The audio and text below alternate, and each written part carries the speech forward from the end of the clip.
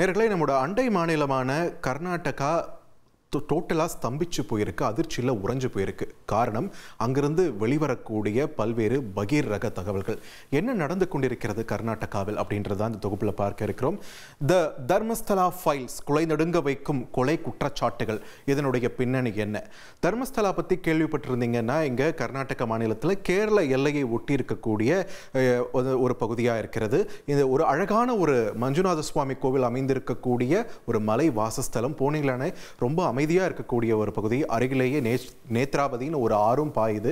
So ஒரு மனசை அமைதியாக்கக்கூடிய ஒரு இடமாகத்தான் இந்த தர்மஸ்தலா பல்வேறு சிவபக்தர்களுக்குமே இருக்கிறது. இந்த தர்மஸ்தலா பற்றி தான் தற்பொழுது வெளியாகி இருக்கக்கூடிய தகவல்கள் அனைவரையும் அதிர்ச்சியில் உறைய வைத்திருக்கிறது. காரணம், இந்த கோவிலுக்கு சொந்தமான நிலத்தில் நூற்றுக்கணக்கான இளம் பெண்கள் கொல்லப்பட்டு புதைக்கப்பட்டிருக்கிறார்கள் என்று வெளியான தகவல் தான். ஸோ என்ன நடந்தது அப்படின்னு நம்ம பார்க்கறதுக்கு முன்னாடி, கடந்த ஜூலை 11ஆம் தேதி 2025 இந்த தர்மஸ்தலா அமைந்திருக்கக்கூடிய வெத்தலங்காடி அப்படின்ற ஒரு வட்டம் இருக்கு. அந்த வட்டத்தில் இருக்கக்கூடிய நீதிமன்றம், அந்த நீதிமன்றத்திற்கு ஒரு நபர் இப்படி வராரு பாருங்க. மொத்தமா முகம் முழுக்க மூடி, கை கால் எல்லாமே மூடப்பட்டு, அவர் பார்க்கறதுக்கு கண்ணு மட்டும் ஒரு சின்ன ஓப்பனிங், ஒரு டிரான்ஸ்பரண்டான ஒரு ஓப்பனிங் கொடுத்திருக்காங்க. வழக்கறிஞர்கள் புடைசூட அவர் நீதிமன்றத்திற்கு அழைத்து வரப்படுகிறார். இவர் யாருன்ற அந்த அடையாள அட்டை, அவருடைய ஐடென்டி கார்டு மட்டும் நீதிமன்றத்தில் நீதிபதி கிட்ட ஒப்படைக்கப்படுது. அதனைத் தொடர்ந்து இவர் சில புகைப்படங்களையும் அவங்க பகிர்றாரு. அதோடு சேர்த்து இவர் கொண்டு வந்திருக்கக்கூடிய விஷயங்கள், ஒரு விசில் ப்ளோவர் இவர். ஏன்னா இத்தனை நாட்கள் கட்டி காத்த ஒரு ரகசியத்தை வெளியில கொண்டு வரார் அப்படின்ற ஒரு விஷயம் தான் இங்க பிரதானமாகப்படுகிறது. அப்படி இவரை பத்தி நமக்கு தற்போது கிடைத்திருக்கக்கூடிய தகவல் என்னன்னு பார்க்கும்போது, அங்க தர்மஸ்தலாவில் அமைந்திருக்கக்கூடிய ஸ்ரீ மஞ்சுநாத சுவாமி திருக்கோவிலுடைய முன்னாள் துப்புரவு பணியாளராக இருந்தவர். 1995 இருந்து 2014 வரைக்கும் அங்க வேலை செஞ்சதாகவும் அதற்கான ஆவணங்களையுமே கூட அவர் நீதிமன்றத்தில் கொடுத்திருக்காரு.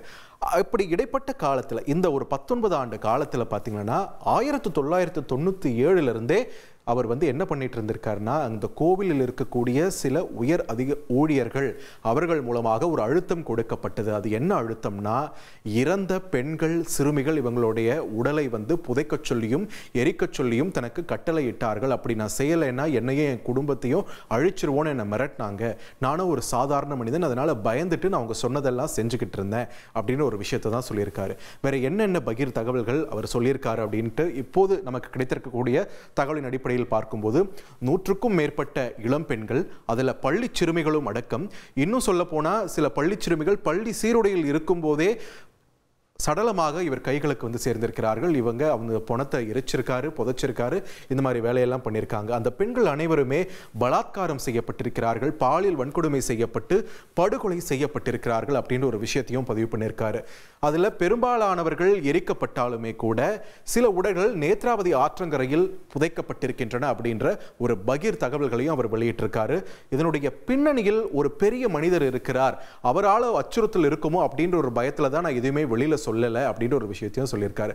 ஸோ 1997 இருந்து செஞ்சுட்டு இருக்கீங்க, 2014 ஏன் ஓடி போனீங்கன்னு கேட்கும்போது, 2014 டிசம்பர் மாதத்தில் தன்னுடைய குடும்பத்தைச் சேர்ந்த ஒரு இளம் பெண்ணுக்கே இந்த மாதிரியான ஒரு பாலியல் தொந்தரவானது வந்திருக்கிறது இந்த பெரிய மனிதர்கள் தரப்புல இருந்து. அதனால வேற வழி இல்லாம நான் பயந்து போய் வேற ஒரு மாநிலத்துக்கு ஓடிட்டேன் அப்படின்னு சொல்லியிருக்காரு. இப்போ ஏன் வந்தாருன்னு கேட்டால், என்னுடைய மனசாட்சி என்னை உறுத்துகிறது, இதுக்கு மேலே என்னால் நிம்மதியாக இருக்க முடியும்னு எனக்கு தோணலை. இதற்கு காரணமானவர்களை வெளியில கொண்டு வந்தாதான் இறந்த ஆன்மாக்களுக்கு ஒரு நிம்மதியை என்னால் கொடுக்க முடியும் அப்படின்றதுக்காக தான் இப்போ நான் வெளியில வந்திருக்கேன்ற மாதிரியெல்லாம் அவர் பேசி இந்த தகவல்களை வெளியிட்டிருக்காரு.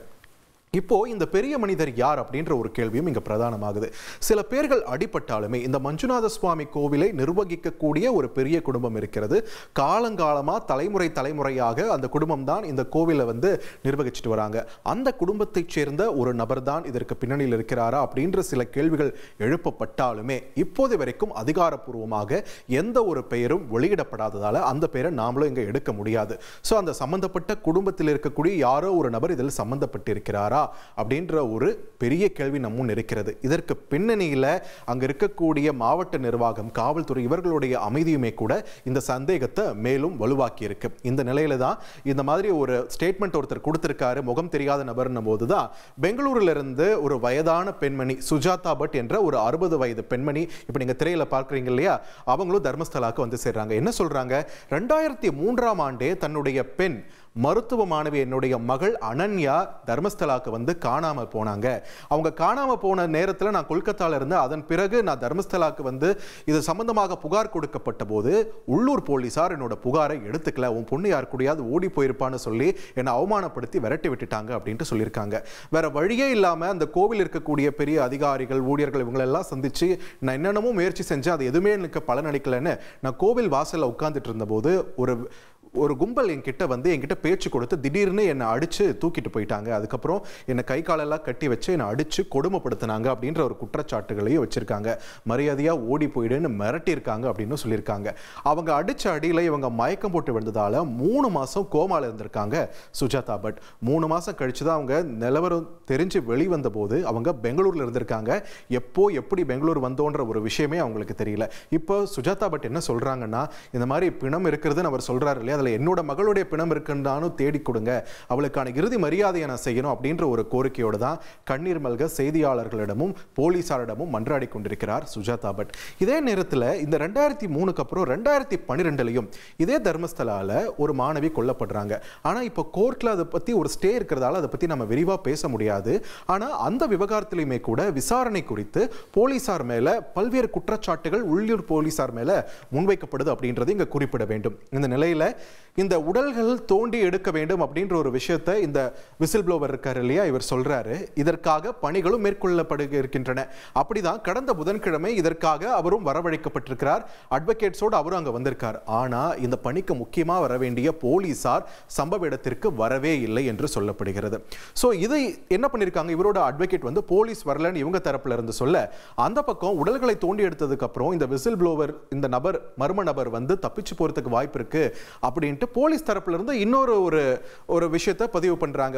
அதனால இப்ப என்ன இருக்குன்னு பாத்தீங்கன்னா, இவங்க போலீஸ் வருவாங்கன்னு 1 மணி நேரத்திற்கும் மேல தனியாக காத்து கொண்டிருக்கிறார் சம்பந்தப்பட்ட இந்த முன்னாள் ஊழியரும் வழக்கறிஞரும். அது மட்டும் இல்லாம கான்ஃபிடென்ஷியலா தனிப்பட்ட முறையில் நீதிமன்றத்தில் இவர் கொடுத்த ரகசிய வாக்குமூலத்தின் தகவல்கள் எல்லாம் அம்பலமாகி இருப்பதாகவும் சொல்லப்படுகிறது.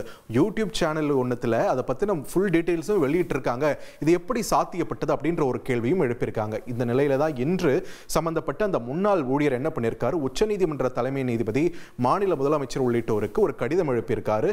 என்னுடைய உயிருக்கு பாதுகாப்பு தர வேண்டும், நான் வந்து இந்த பெரிய மனிதர்களை பகச்சுக்கிட்டு இவ்வளவு ஒரு விஷயத்தை வெளியில சொல்றேன்னா என்னுடைய பாதுகாப்புக்கு அச்சுறுத்தல் இருக்கிறது, போலீசார் மேலேயும் தனக்கு ஒரு நம்பகத்தன்மை இல்லை அப்படின்ற ஒரு விஷயத்தையும் பதிவு பண்ண அவர் தனக்கும் தன்னுடைய வழக்கறிஞர்கள் இவங்க எல்லார் மூலியமாவும் பாதுகாப்பை உறுதி செய்ய வேண்டும் அப்படின்ற ஒரு கோரிக்கையை முன் வச்சிருக்காரு. இந்த நிலையில இது சொன்னோம் இல்லையா, 2012 ஒரு கொலை வழக்கு நடந்தது அப்படின்னு சொல்லிட்டு, அந்த கொலை வழக்கை பத்தி நம்ம பேச முடியாது இப்போ.